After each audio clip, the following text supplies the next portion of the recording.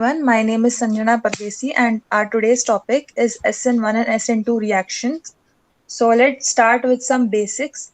We all know about nucleophilic substitution. Nucleophilic substitution are reactions where nucleophiles, that is electron-rich reagents, substitute weaker bases such as halides or different electron-rich reagents. Now, in today's chapter, we will specifically learn about halides. So, halides are very weak bases and can be easily substituted by other stronger bases.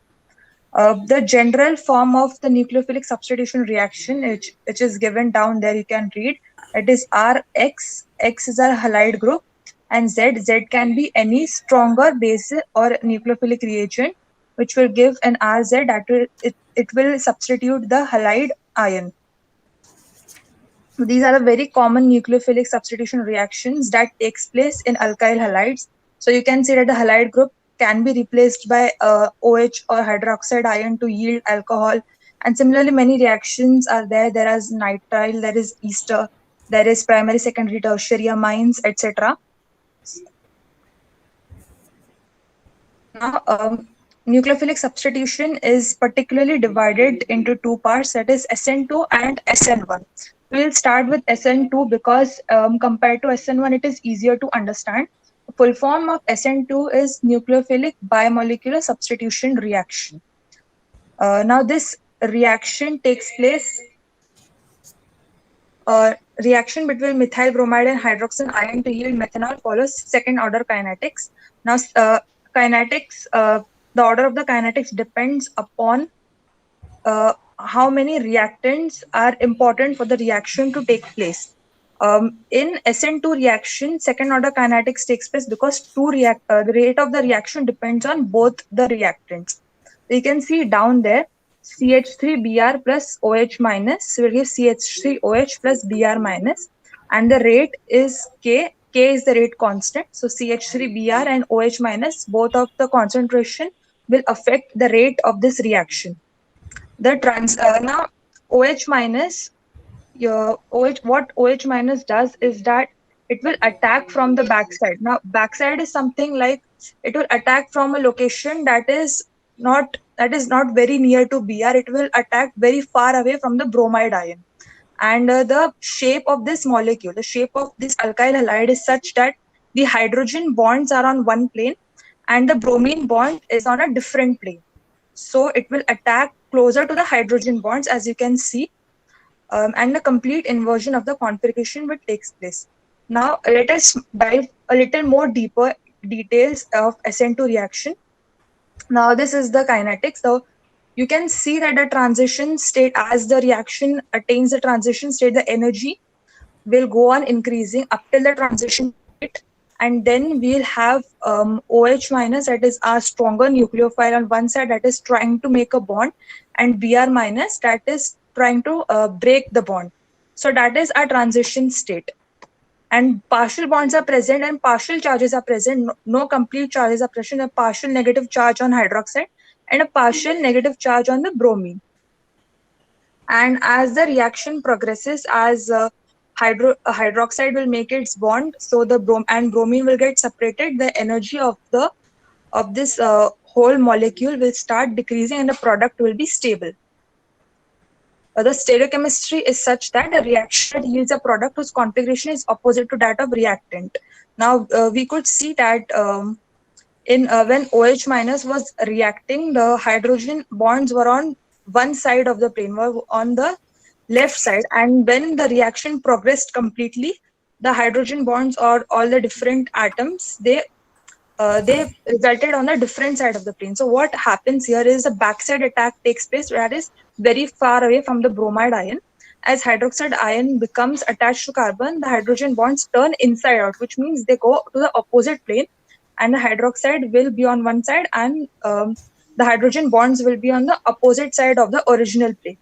So complete inversion takes place in the SN2 reaction stereochemistry. Now the reactivity basically in SN2 reactions, reactivity basically depends on steric hindrance. The bulkier atoms attached to a carbon, the less is the order of the less likely it is to react. So we do not want any in a molecule for SN2 reactions to take place. So the order of reactivity is CH3X, that is a methyl halide, and then primary, secondary, and tertiary halides. Tertiary halides has three, three methyl or alkyl ions, and there will be no hydrogen present. So they will have a bulky groups attached, and steric hindrance will be more. So in this way, the order of reactivity goes from least bulky to the most bulky. Now, our next reaction is SN1 reaction. So this reaction takes place between tert butyl bromide and hydroxide ion to yield tert butyl alcohol. But in the previous case, as we noticed that it was a second order reaction, that means both the reactant concentration affected the rate of the reaction, but it is very different here. Only the rate of RBR will determine the rate of the reaction, and the OH minus concentration does not affect the rate of the reaction. So hence this is a first order reaction. Now what happens? Now one important step takes place here. It is a rate determining step. This reaction takes place in two steps. There is no simultaneous bond breaking and making. Here first a bond will break, a carbocation will be formed, and this will be a slow process. And as soon as a carbocation is formed, an hydroxide ion will take its place, which is a very fast process as it combines rapidly with the carbocation ion, with the carbocation. So this is the kinetics. You can see the energy diagram. We have first both the reactants are mixed together, and the reaction will increase until bromine and carbocation will have partial charges as they are beginning to separate, and then we have a carbocation. If it is a tertiary carbocation, it will be very stable because methyl is electron donating group, so it will stabilize a carbocation. And then when OH will start to make a bond, there will be a slight increase of energy, and then OH will completely form a bond. We will have a tert butyl alcohol, and the energy will rapidly start decreasing because we have a stable product finally.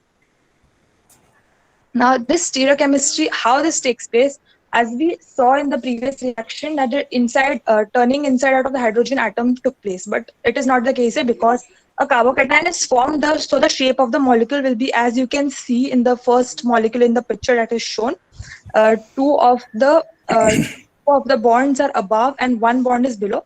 So there is space on both the left and right hand side to make both on the left and right hand side to form a bond. I'm sorry, sir. 2 minutes. No problem.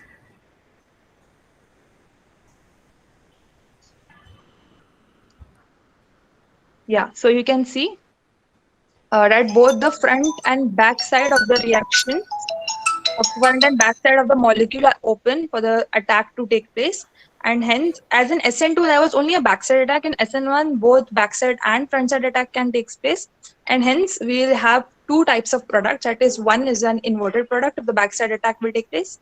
And the one is the configuration retention product if the front side attack will take place, because the reacting ion will go in the original place of the halide ion.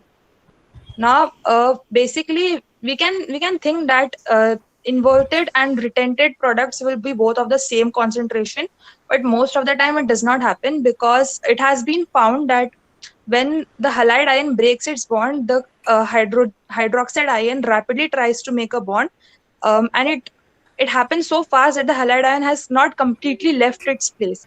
So the halide ion will shield the front side of the molecule. So most of the product is inverted product, because the backside attack is open for the reaction to take place. Now, the order of reactivity will depend on the stability of the carbocation. The more stable the carbocation, the faster it will react.